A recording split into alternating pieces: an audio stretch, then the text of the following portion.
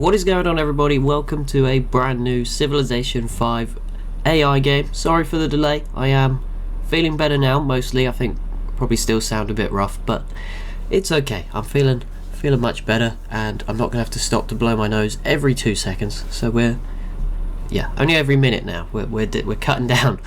But we do have a new game. I actually started a different one, then decided I wasn't well enough to record.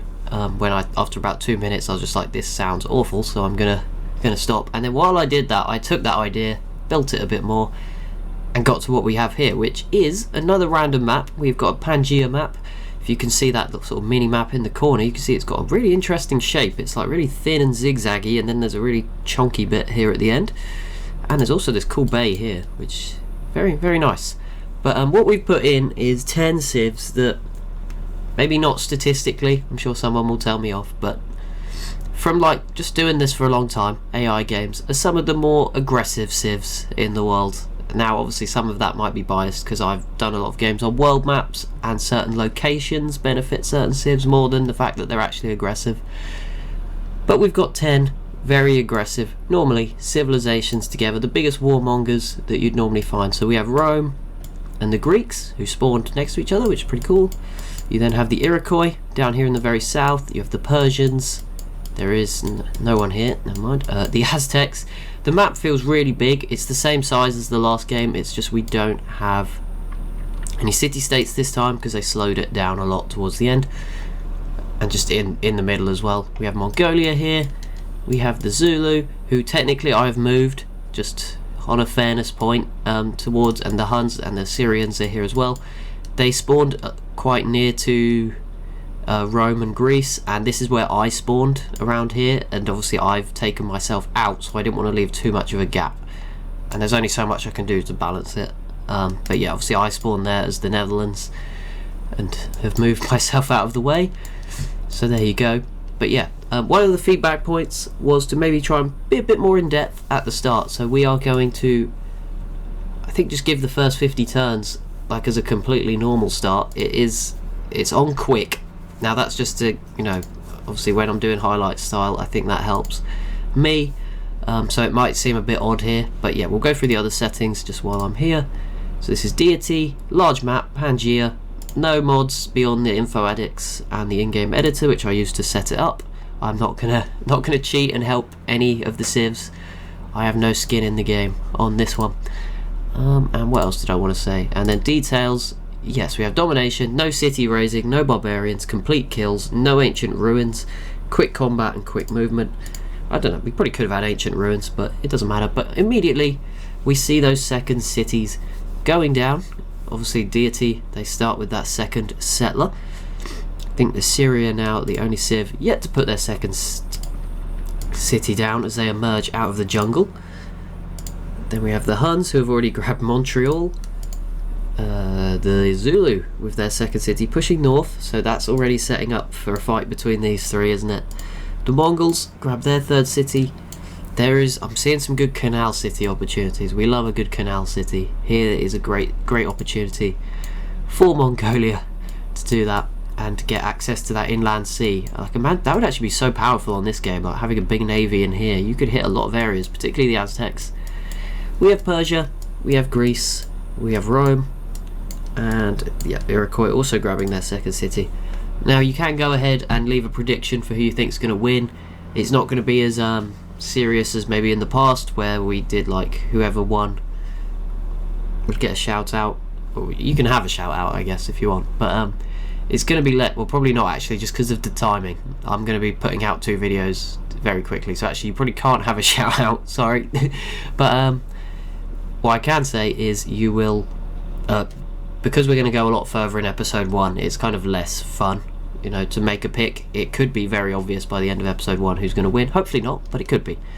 I'm hoping episode 1 more sets up that sort of modern era battles for part 2. That's kind of the hope each time. But the Huns do get the first Pantheon, goddess of protection, so they get 30% extra strength in their own, what's that, range combat strength in their cities that are following the religion. So that is already fairly defensive minded, which is quite interesting.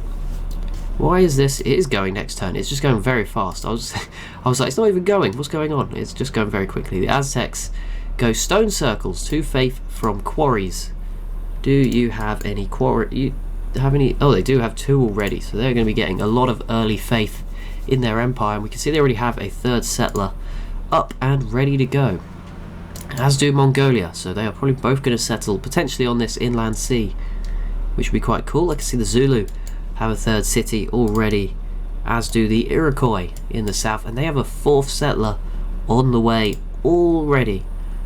Assyria's 2nd city looks tiny on the minimap, but it's because they only have a couple of land tiles, and already, yes, they sort of guarantee access to this sliver of water, make sure their capital has access. I'm sure no one would come and settle this far away, but you got to be careful.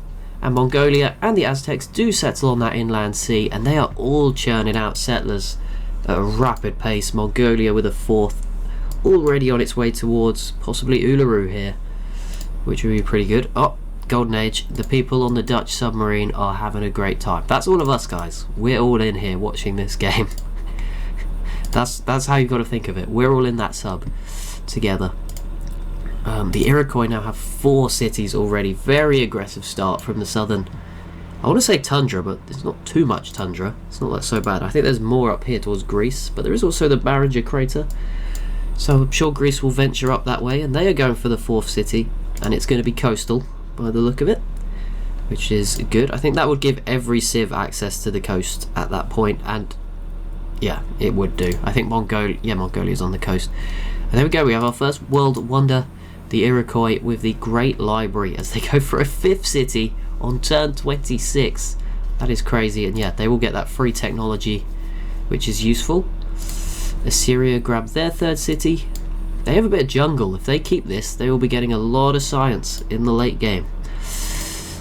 Right, Zulu have now gone to the other coast, and pretty aggressive forward settling. Already we have our first actual border between the Zulu and the Huns, and it kind of seals the Huns and Assyria in a bit of a death match on this. It's an archipelago, isn't it? Like a pointy bit like this. I feel like the whole thing is, which is a bit of a problem, but certainly this area. So we'll see how that pans out. But I wouldn't say that it's like a guarantee just because the Zulus block someone off that they're going to be great. And they now have 6 cities and a 7th settler on the way. Oh my goodness. And the Aztecs are also pushing towards them. But there are some mountain ranges to... I guess it's not going to be a complete free-for-all immediately. And Mongolia with probably the most ambitious settlement already, pushing down right into the middle of the Persian Aztec empty zone. Persia is having a slowish start, not really as aggressive, and they can already, the Iroquois already encroaching on them.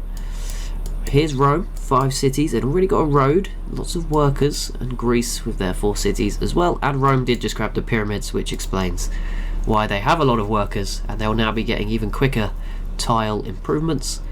What else we got? The Aztecs found Catholicism. That's a very good way to go.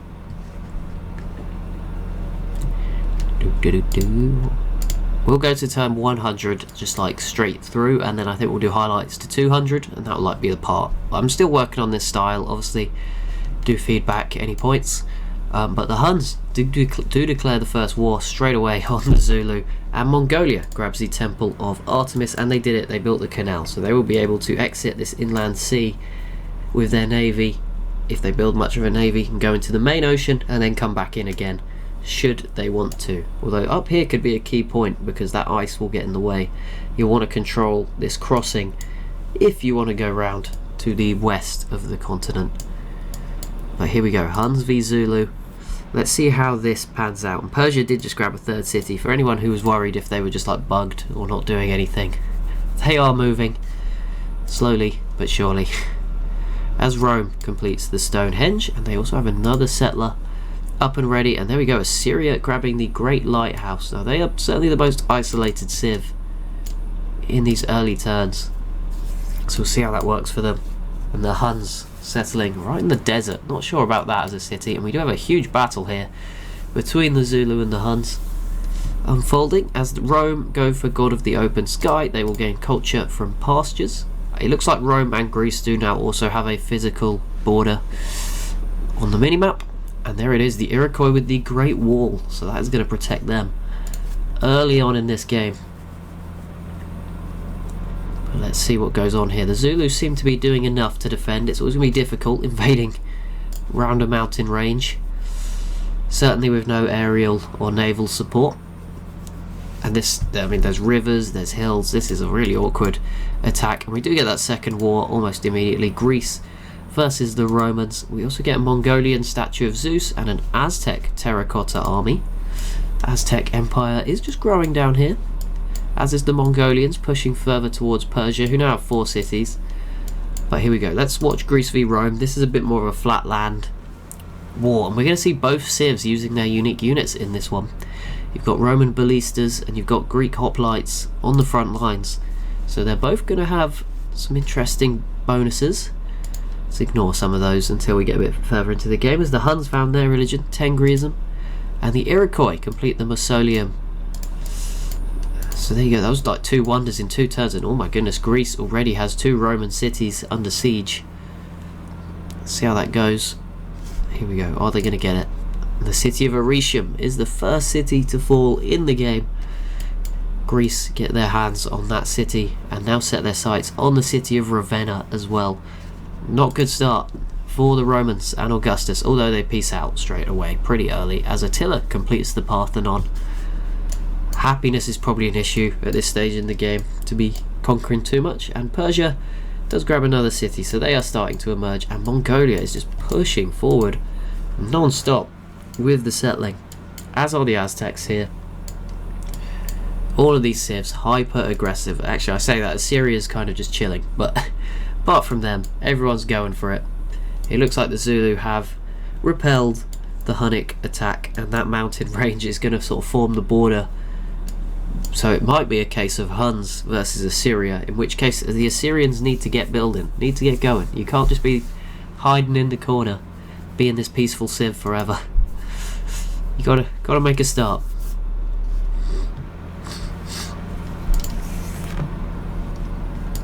Righty, right.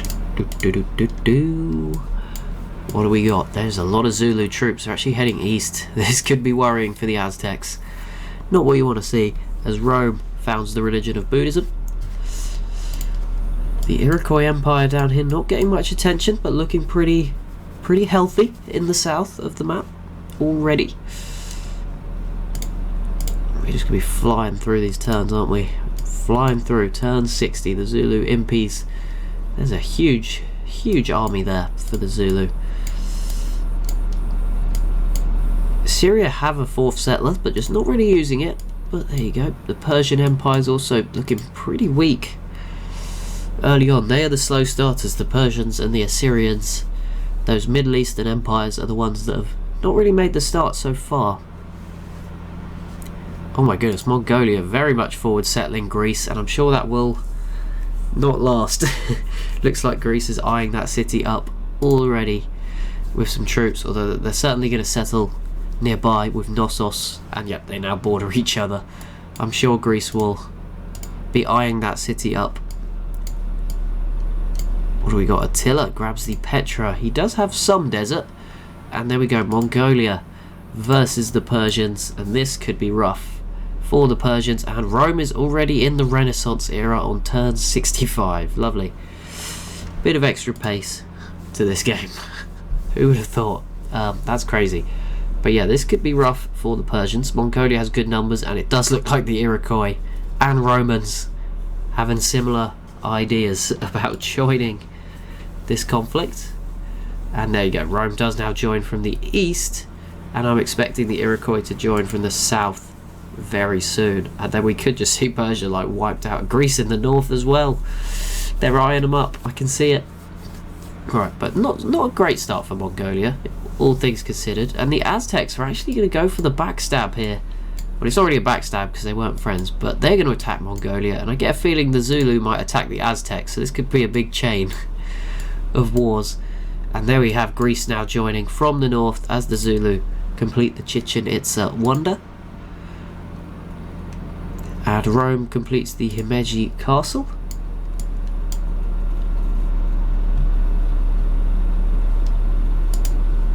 And Here we go. The first city of Persia to fall is Roman.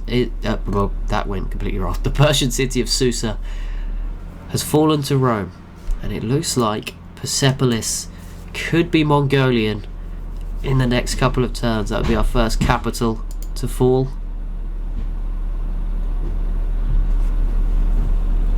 Oh, but not yet, not yet. Very close though. Here we go, up next. Oh, it's this city in the north as well. There's 3 cities in the red. That is not what you want if you're Persia. There we go, Persepolis falling to Mongolia. Let's see. That's Tarsus falls to Greece, and I'm guessing Rome. Oh, so close. Didn't quite complete the 3 in 1 turn. But Persia. Okay, and Persia did get a peace deal with the Mongolians there, but it looks like... Oh no, no it didn't. I've got that wrong. Never mind. I think that was an Aztec Mongolian peace, right? I clicked too quickly. But here we go, Rome. Still pushing. They won't be able to take it yet because there's no melee units nearby. There's already musket men. Oh my goodness. Okay. Maybe turn 150. We're going to be in that modern age a bit quicker than normal. As I said, we're learning as we go along. Greece completes Notre Dame, which will give them that extra 10 happiness. The Iroquois continue to settle in the south. The Assyrians have not really moved, and the Huns are closing in on them, which is a bit scary for them. Still seeing growth from the Aztecs and Zulu settlers trying to find some more space, but most of the space on the map is now in this desert and tundra area, as the Huns complete Machu Picchu and the Romans complete Borobudur. But here we go, Rome, yeah, just not putting melee units on the front line. Bit of a weird way of going about it, but there we go.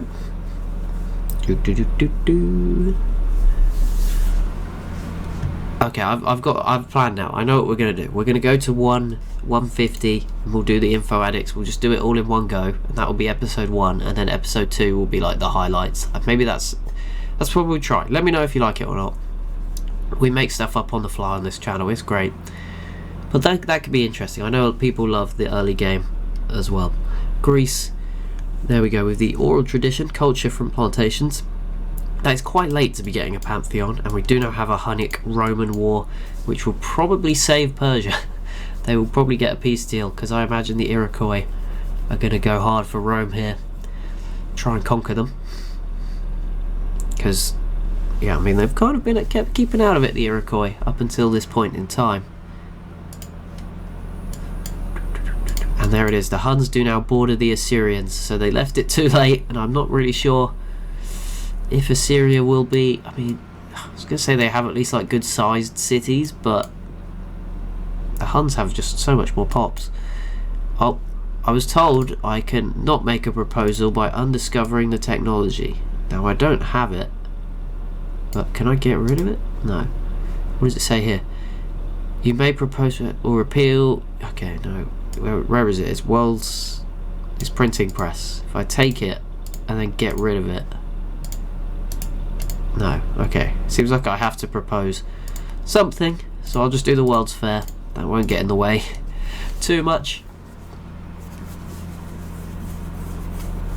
And there it is, that Roman-Persian peace deal, and Mongolia actually ended up swooping in anyway to take this city. So Persia is now just left with one remaining city as the Iroquois complete the Alhambra wonder, and the war continues between the Iroquois and Romans as Assyria completes Colossus.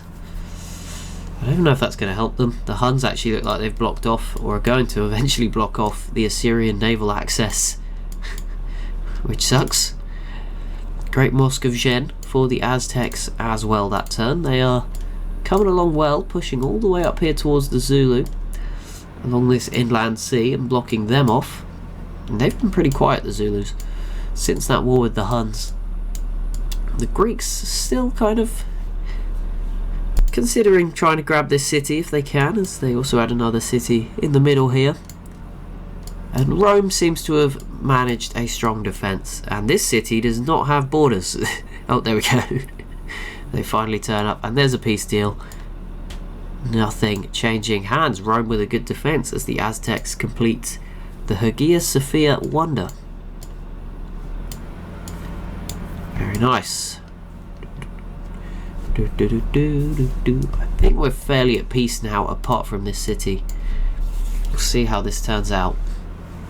It looks like it's going to fall to Greece this turn, because I think they go after Mongolia. Nope. Oh no, original game civs go first. There we go. Greece does walk in, so Persia eliminated. Sorry Persia, and sorry to anyone who picked Persia to win about 5 minutes ago. Not ideal. You probably jinxed them. Oh, that's probably your fault. But there we go, Persia. So then there was 9 civs left competing as the Aztecs grab the Angkor Wat wonder. It seems to be a nice balance of who's grabbing the wonders. There was a period where the Iroquois were getting a few, but we've seen Assyria get some of the naval ones. The Aztecs have picked up some of the last few, so that's very good. It's not completely one-sided, and Assyria grabs the Oracle there, which again will give them a free social policy, which is very nice. Rome has declared war on the Greeks. We'll see how that pans out. This is obviously the other way around. Last time the Greeks declared that war on the Romans, so it seems like there's been a bit of a Rome comeback. And they only took 1 city off Persia, so it's not like they're super strong compared to how they used to be, but they do have another couple of settlers ready to pop down. I hope they don't settle on this bit of land. I hope they go for this bit, and they probably will, because the Iroquois will maybe beat them to it, although the unit in the water will move quicker, so that's not guaranteed. But this Bay of Rome, I guess that's what we'll call it, you'd want to have at least a way to get out if you're going to be like one of the elite high-tech civs at the end of the game. You want to be building lots of ships in Rome, sending them out, doing damage, and they do grab another city along this coast. I mean, worst case, they should have settled on this hill, because then, even if this gets blocked, you could come out this way. Zulu versus the Mongols. This looks awful. There's a mountain, there's a small lake, there's one-tile walkways. Oh, this does not look like it's going to go well. Zulu, not sure this is the right idea. And okay, but that changes it a little bit. The Aztecs joining the war effort against Mongolia could certainly have an impact, and there it is. I was sort of thinking it was coming. The Huns finally go to war with Assyria. They kind of need to win this really quickly, because if not, they're just stuck behind the Zulus. Like, they need something, and Assyria's coastal cities could really help them churn out a navy or something to try and get around this mountain range. The Iroquois joins against the Mongols, and that will be important. These cities are pretty exposed, but we did see the Iroquois flounder against Rome earlier, and it does look like Rome v Greece it's ongoing, but no cities immediately under threat as we hit turn 100 in this game. What's gonna happen next? What do we got? This area is still very empty, although there is a Greek settler in the tundra. It feels like the civs are quite ahead on tech, but navally, we're not really. Are they just avoiding like boats? Like, there's a few triremes, and that's about it. I would have thought we'd had caravels. We have World's Congress, for example, has been founded quite a while ago. Pretty weird. The Iroquois have a ton of triremes, but no one else really. Oh, okay, there is a caravel from Rome, but that's it. Not that caravels are super important. The only land not on the mainland is this little chain of islands here. There's an island here. There's a few bits here. I guess technically the Huns or Assyrians would eventually maybe. It would be quicker for them to like cross the water than go through land. Oh, Krakatoa's here. I guess that would be a useful island city, which I'm sure one of Rome or the Iroquois will pick up. I say useful, at least in this game it's useful, obviously, because it won't blow up. In real life, probably not so ideal. Nor would it be ideal in Civ 6, of course, where you have it would erupt and destroy your city, which you don't really want. There is like no cities under threat. We've put the most aggressive AIs together, and I think they're neutralizing each other pretty well. They're outplaying each other. I'm guessing this is Greece. It is. They founded that late pantheon, and how they get a late religion. What else have we got here? Peace between the Mongols and the Zulu. And yeah, no cities changing hands, and Mongolia and the Aztecs also peace out as a stalemate for now, as do Rome and the Greeks. This city fell at the start, right? That did not change hands, but Rome is heading towards landlocked, so they're going to need to win a war at some point. So the Iroquois grab this city, which will start to see their borders close the entrance, but then I guess Rome has this city on the other side to block that bay entrance. Mongolia completes the Red Fort. We're getting a real balance of wonders here with who's getting what.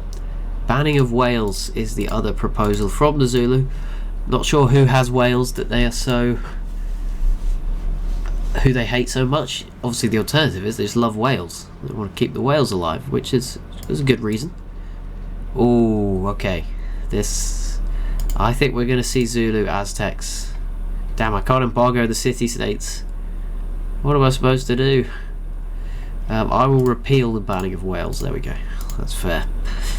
That works. The Huns have now settled more cities on this side.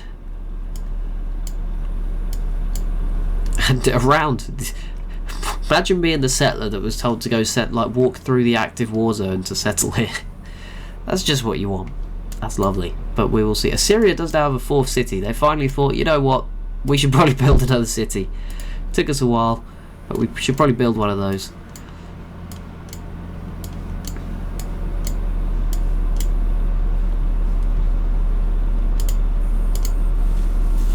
Pushing through turn 107, and there it is, Rome versus Mongolia.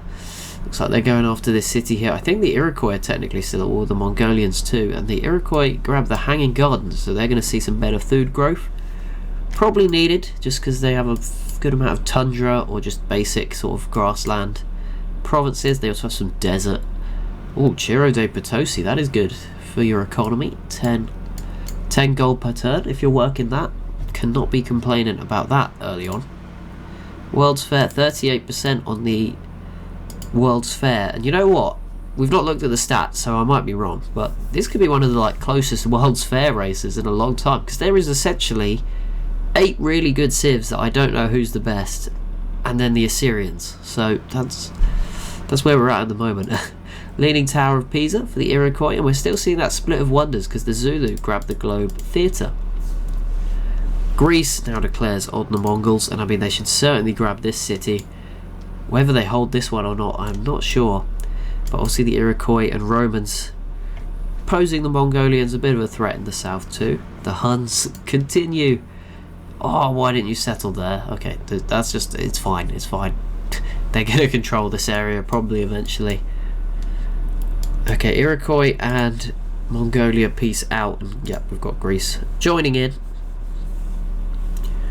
Is that a city? It is a Zulu city on an island. Right, Rome is putting a bit of pressure on this city. Aztec industrial era is pretty crazy. On turn 111. How do you compete with this? Imagine I was playing in this game. We'd have died long, probably before Persia, but that is crazy. How do people win on this difficulty? It is beyond me. I guess this is not your normal game. There's some limitations. No ancient ruins, which probably do favour human players going and picking them up in real life, but still.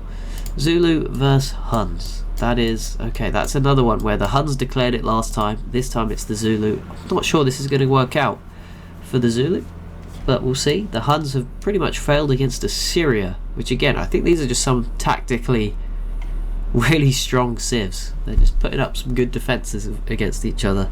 We've not seen, apart from I think outside of Persia, only one city has fallen, which is crazy to say. I think that's that Roman city that fell to Greece. Here we go then. It was fairly close race, not super close, but everyone competed in it who's still alive. Mongolia came out on top, so they'll get the 100% culture increase, the free social policy and the points towards the Golden Age. The Huns will just get the free social policy and Golden Age, as will the Iroquois and the Romans. And then the Aztecs and the Greeks will get the Golden Age points. The Zulu and Assyria not getting anything. Not great. Oh, there we go. We do have another city. Finally, the second city to fall. That is crazy when you think about it. If you exclude Persia, only Greece has captured cities. That is crazy. 2 of them, Aretium and now Tabriz. The Romans peace out with Mongolia and do not take anything in that peace deal, which is good. Don't think we'd have wanted to see that particularly. Would have felt a bit unfair. 35 turns. We will take a look at the informatics at the end of this part to give us an idea of who is the strongest civs, who are the big contenders. Because at the moment we're just sort of gauging by eye, and I mean, I think anyone could have it. I think there are some challenges for each civ. I think if the Huns took out Assyria, they'd be really good, but again, they've got to get past these mountains. The Zulu are kind of boxed in. They really need to beat the Aztecs, but I think they are doing very well technologically. You can see the Gatling guns. Mongolia do seem to be quite big. If they can hold it together, that could be good. And yeah, I mean, we've seen Rome, Greece, and the Iroquois all looking pretty good as well, so it's really hard to tell right now who is going to be the strongest civ. Right, I'm going to vote for the Zulu. No, oh wait, I'll just vote for myself. I was going to say I'd vote for the Zulu because they were going to win anyway, but we'll just vote for the ourselves, so that doesn't hurt anyone. It's a good idea.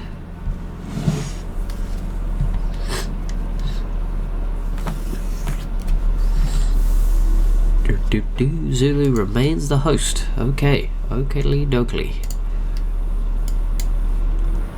Rome enters the industrial era, and Mongolia is closing in on this Greek city, so they will have become the big winner of the fall of Persia eventually, because they will have 3 former Persian cities if they get this, which is pretty nice. Here we go. Is it gonna fall? Now, pretty much all of these civs have ancient to medieval era unique units. I don't think any of them, from the top of my head, have like Renaissance era and beyond unique units. That might be a stretch, Renaissance, but I'm pretty sure. Sorry if I'm forgetting, or you know, I haven't seen the Hunnic battering rams kicking about just yet. Maybe they've been and gone. I feel like they're quite early. I might be getting confused there, but I haven't seen too much, so I think now it's just going to be a standard game tech-wise. Rome does complete the Taj Mahal, and is that... Okay, it's a Zulu city. I thought that was the Huns. This is quite an interesting settlement, very far away from home. We have 2 ideologies. The Iroquois go autocracy, and the Aztecs go order, so that's an immediate rivalry between our 2 North American representatives in this game. We've had a nice, good mix. We had a couple of European civs, Greece and Rome. We had some Middle Eastern civs in Persia and the Zulu. We had, I guess, the Huns are sort of more on the edge of Europe and Asia, spanning the gap, and obviously Mongolia being an Asian civ as well. Zulu here representing the African nations, and we had a couple North Americans. No South Americans, obviously, without using mods. There is only the Brazilians and the Incans. I don't think either of them quite met the super warmonger status. Do we have anyone? Have I missed somebody? No, I think we covered everyone there. I guess we're also missing like a Southeast Asian warmonger and a Western Europe. Oh well, I guess Rome is Western Europe. Iroquois versus Mongolia again. Ooh, is that going to mess them up right at the last minute? That would be pretty rough.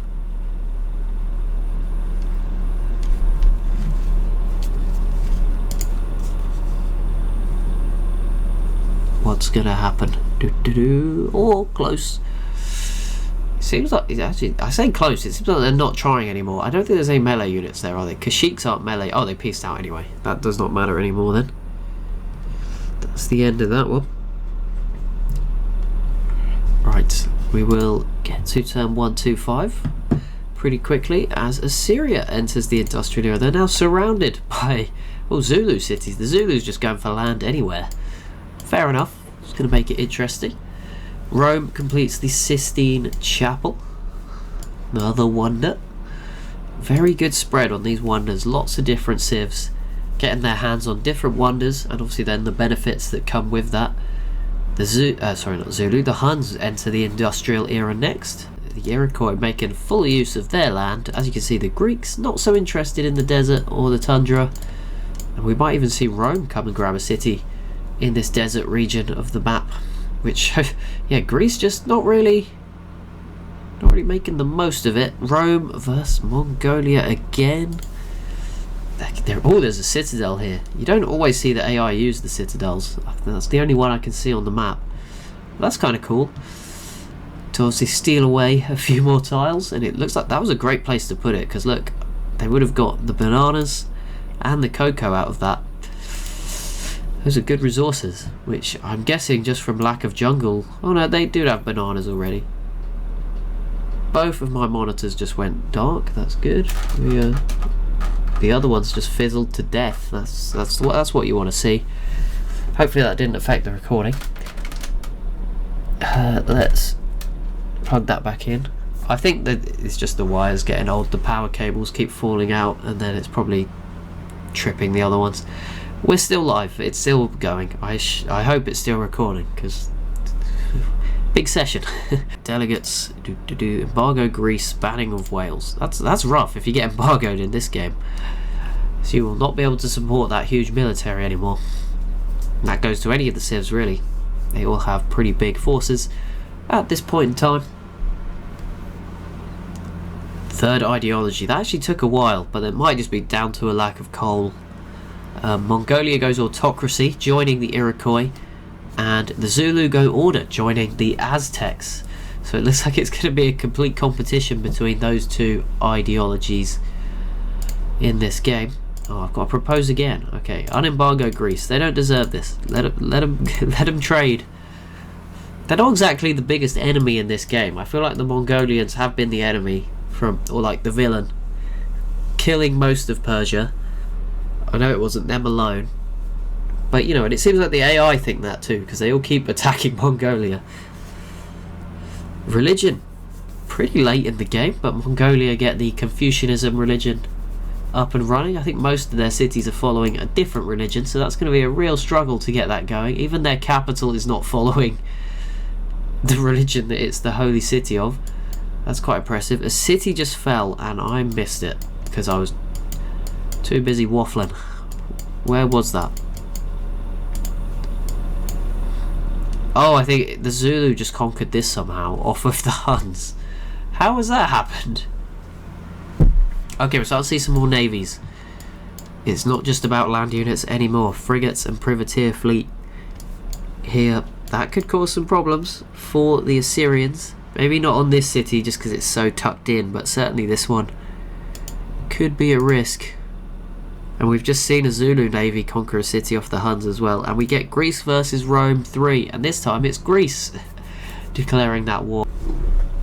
And we get the Aztecs versus the Assyrians as well. Not so important, but another one to keep an eye on, I guess. I mean, now that navies are more important, it could have an impact, but probably not. Right, we're in our final 19 turns of our watch along as Rome pieces out with the Mongolians, and we get our fifth ideology as Rome joins the Iroquois and the Mongolians. I think it is in autocracy. Maybe I'm getting that wrong. We'll double check just to be sure. We'll double check on that one.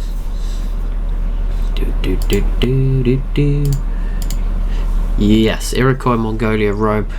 No one getting any dissidents just yet from their ideology choice, but we'll see. I think because of location and different things, that should be okay. The Huns lose a city to Assyria. Oh wow, the Assyrians took a city off the Huns before the Huns took a city off the Assyrians. That's pretty impressive. Okay, Hiawatha completes Iroquois with the Brandenburg Gate. They kind of look like the USA down here. You've got like Florida, albeit a very small Florida, and it kind of peaks upwards, and then you've got like the bottom bit here, which is like the, I don't know, this is embarrassing, what's it called? So there's something, and then you've got the bit like California, all runs down. There's no Mexico, obviously, it just goes into the sea, but kind of USA shaped. It's kind of cool. Let me know if you see that, or if I'm just absolutely waffling there. This is like my outlet for waffling, making these videos, just pretty fun. Right, Aztecs still settling. They used a citadel to steal some bananas off the Zulu. Okay. We have so many. I wonder if there's more or less cities on this map than the last game. there was like 180 or something. Greece has adopted autocracy as well, so that's all the Eastern Civs basically, I think, apart from Rome. No, it was Rome. All 4 of the Eastern Civs, so Mongolia, Greece, Rome and the Iroquois, all going autocratic. So we'll see if the central world of communism continues. We've got it in the Zulu and Aztec empires. We'll see if the Huns and Assyrians follow suit. And the Aztecs did conquer a city off of Assyria. There we go. These games are harder than the TSL True Start Location ones, because on those, okay, I don't know exactly where the cities are by name, but I know, like, okay, it's an Aztec city, it's gonna be in North America, Central America, somewhere. Like, I could kind of get close, but in these, and especially when you've got the Zulus settling any bit of land they can find, it could be anywhere. And if I don't find it really quickly, it's gone. Rome and Greece, peace out again. Again, there's a stalemate between these guys. It's crazy. They need to start teaming up. There needs to be some diplomacy. Stop focusing on the domination. Give us some diplomacy. Assyria does retake their city down here. Oh, it looks... Oh, okay, no. It looked like the Aztecs had taken this, because it's kind of... That tiny dot on the mini-map, it kind of seemed like red, but it's not. And it wouldn't have been a retake, it would have been a first take, because the Zulu have not lost that city thus far.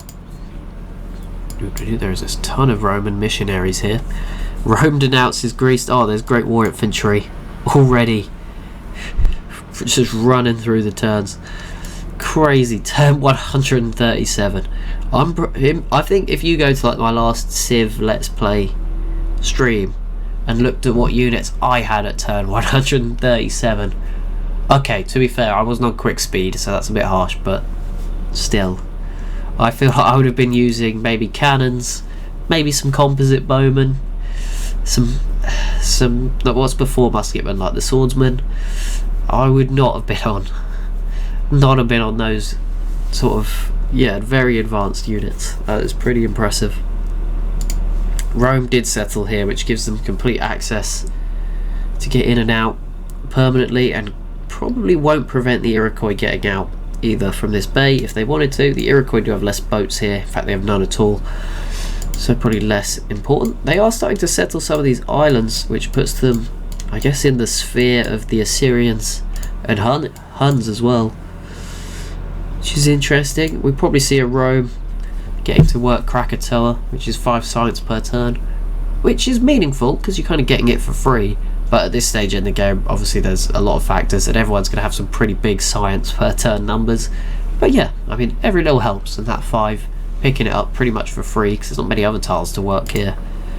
You can't complain. But here we go, we are into the final 10 turns of this episode, which is probably, I don't know what time I started. I don't have a timer. I don't know how long we've been going. We just sort of did it on the fly and committed to like how we were going to do this. I wasn't too sure. Let me know again what you prefer. Did you prefer like the last series or game where we did sort of highlights from the start? Do you prefer like being more in depth on the first episode and then the second one where obviously eventually it just takes ages to process? Like that's when maybe we go to highlights. Do let me know. Appreciate all the feedback, and we will keep just experimenting because we are doing games at a pretty quick pace. Zulu and Huns, peace out. Zulu and Iroquois versus Aztecs. Yeah, that's from either side. The Iroquois don't seem too committed to this war though, so that's not really going to matter. Zulu, maybe. I mean, they again don't seem super committed. Most of their units are in the north, which is pretty weird.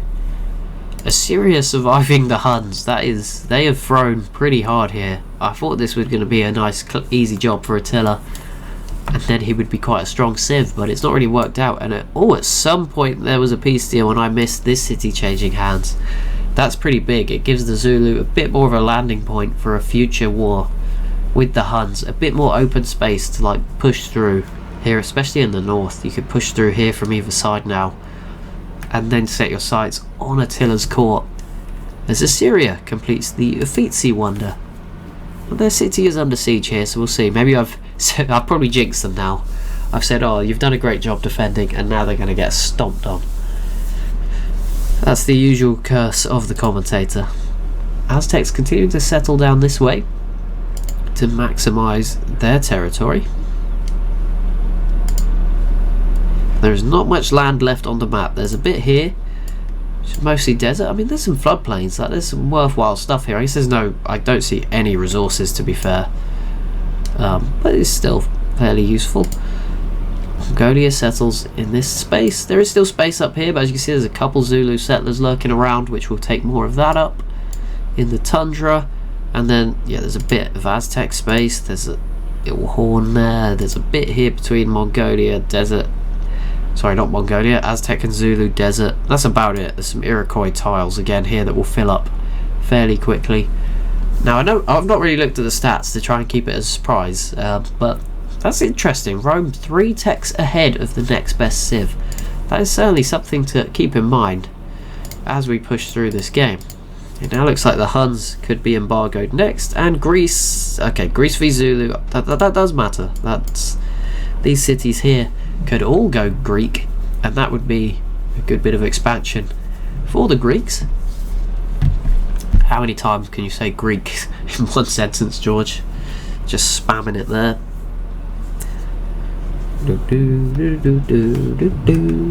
It feels like we've been doing this for a long time. I'm going to be honest. I'm feeling it, but we're getting there. We're getting through, powering on like champs. I'm hoping episode 2 is not like 10 minutes because we've done too much in episode 1. But Greece declares war on the Zulu.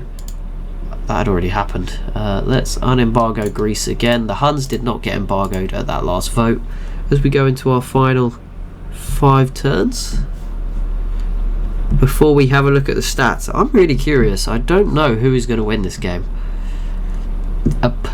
There's not been that much going on, considering we've put in these hyper aggressive civs. They have not exactly conquered each other. Have we just created like the perfect stalemate? Like, they just had to get rid of Persia. They were like, you don't belong here in the top most aggressive warmongering civs table.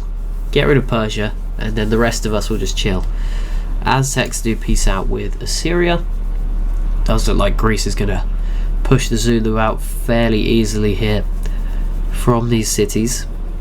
Rome completes the Louvre. Rome certainly seems to have a tech advantage. I can just see like they have great war infantry. You can see that Greece is still in some places got pikemen. So there is a difference. There's more citadel usage here from Rome to break through these mountains and get some cocoa. More Zulu settlers lurking about, but I'm not sure that's going to go too well. And there it is. Greece does grab at that first city and will pretty much immediately just march on to the others. No real Zulu force around to take it back.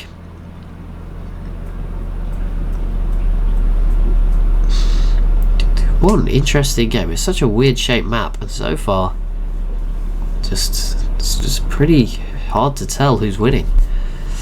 There's no clear indicator, because even if you think Rome has only conquered one city all game, so they're not exactly on the fast track to a domination victory, if that tech advantage, just because of the tech advantage. Okay, now they've settled further this way, guaranteeing Krakatoa, and I guess guaranteeing a naval access point for their boats, which is useful. There is some Iroquois artillery. That's going to pack a punch. I don't even know who they're at war with. They're at war with the Aztecs, but maybe someone else too. We'll double check everything in a second. We'll do religion, just check on the world wars that I've probably forgotten, and we'll do the info addicts. And this is it, the final turn of episode 1. Imagine something crazy breaks out now, like 3 civs declare war on another 2 civs. Something crazy. I doubt that will happen, but it would be interesting. Because these Iroquois ones are taking damage, but it doesn't seem like they're at war with Mongolia. Maybe they are, and I've just been misled a little bit there to thinking they were at peace. But here we go. I think the Aztecs go last. Okay, there we go. So turn 150. Let's start and do religion quickly. Overview. We will look at the main 3. I'm not going to look at these 3. So we have Catholicism in the Aztec Empire is now in 46 cities, Buddhism from Rome is in 36, and Tengrism from the Huns is in 24, which makes sense. You've kind of got Tengrism in the west, Buddhism in the east, and Catholicism in the centre, so that does make sense that those three have kind of emerged. It could have been like the other three, I guess, but yeah, the Iroquois in Greece have been stomped on by Rome, I guess, and Mongolia's religion only turned up like 10 turns ago, so that's fair enough. Let's have a look at the beliefs then for Tengrism in the west. Combat strength near enemy cities, gardens provide happiness, 100 gold when converting, production percentage and increasing combat strength. Catholicism for not for Rome, for the Aztecs. Temples provide happiness, faith from quarries, culture for every 5 followers, missionary conversion strength and production if the city has a specialist. And then Buddhism from Rome, culture from pastures, 50 faith for each great person, shrines giving happiness, faith for each foreign city following the religion, and can purchase cathedrals. Cool. Right, I'll quickly check the ideologies while we're here, but I think we knew them. 4 autocracy civs in the east, 2 order civs, none of them getting the dissidence penalty. That might be a deity thing, maybe they're just doing fine. What's I going to look for next? Just check on the wars. So Greece is currently at war with Persia. Well, okay, so there must be a Persian unit somewhere or something. And the Zulu. Assyria is just at war with the Huns. The Huns are at war with Assyria, so they're at war with each other. Rome is not at war with anyone. Persia's at war with Greece and Mongolia. Okay, Persia's gone. Mongolia's at war with and the Iroquois. I'm going to keep saying it. The Iroquois are at war with Mongolia and the Aztecs. Okay, so they are at war. Okay. Shaka's at war with Greece and the Aztecs, and the Aztecs are at war with the Iroquois and the Zulu. Oh, social policies, that's the other one. Back up to the top. So Greece went liberty once, then honour, aesthetics and autocracy. I feel like they're just going too quick to complete some of these trees. Liberty, honour and aesthetics for Assyria. The Huns went liberty, honour and aesthetics. I'm noticing a lot of liberty and honour. Rome went liberty, honour, exploration, rationalism and then autocracy. Persia's not round. Mongolia did all of liberty, all of honour, then exploration a bit and autocracy. Iroquois have done tradition. That's the first non-liberty honour combo, but they did also do liberty and then they did honour, so never mind, autocracy as well. Liberty, honour, exploration and order for the Zulu, and liberty, honour, piety and then order for the Aztecs. That piety is probably why they have the best religion. Okay, into the stats. I can't use the graphs because it's going to be too much of a mess. We'll look at some of the key ones. Population. Rome is the leader of the 8. Oh, there was only 9 civs to start with. My bad. I thought there was 10. Okay, well, sorry if I've confused anyone. Rome with 31 million leading the way of the Iroquois. Zulu down at 24. Mongolia, Greece, Aztecs, Huns and Assyria at the bottom. Crop yield, that does change fairly. The top 6 change, the bottom ones don't. Iroquois actually have the most food, then Rome, the Aztecs, Zulu, Mongolia and Greece. Here's a big one. Production is always a big one, and the Iroquois lead the way ahead of the Zulu, then Rome, then the Aztecs, Greece, Mongolia. I'll just focus on the top 6. I think these others might just stay the same. Sorry, Huns. Oh no, they are moving in there, never mind. We won't do GMP though, because there's a better gold one. Land, the Iroquois Empire is currently the biggest, then by quite some way as well. Then the then the Zulu, then the Aztecs, then Rome, the Huns, Greece, Mongolia, and then Assyria. Military manpower, the big one. Now I am told this doesn't include ranged units, so it might be a bit biased. But the Iroquois lead the way, then Rome, Greece, and Mongolia. So those 4 eastern civs now with the biggest armies. Then the Huns, Aztec, Zulu, and Assyria. Then me. Or us, all 38,000 of us are packed into that submarine. Approval, literacy, we won't look at. Social policies. Aztecs, Iroquois and Mongolia have adopted 19 policies, 17 for Rome and Assyria, 16 for the Huns and Zulu, 14 for Greece and 11 for Persia. Happiness, we have got no one on negative, although Greece is straddling the line. Technologies, Rome has a 2 lead of the Aztecs, then it's the Iroquois, Greece, Mongolia and Zulu all on 48, so relatively close. The Huns and Assyria have fallen behind a little bit. Net gold, no one losing money just yet, although we know Greece is embargoed, so they might be heading that way. The Zulu, and I'm guessing Assyria has just been pillaged of all their trade because the Huns are just surrounding them at this point, so that's not really going to be, and you're at war, so that's not great. But the Zulu lead the way, 200 gold per turn, but that's not as crazy as you might normally see. Right, here we go. Cities, 29 for the Iroquois, 23 for the Zulu, 20 for the Aztecs, 17 for Rome, 15 for the Huns, 14 for Greece, 12 for Mongolia, and 4 for Assyria. I do think, bear in mind, the Iroquois have settled a lot of islands, so a lot of those, probably, that whole lead is probably consisting of one-tile islands.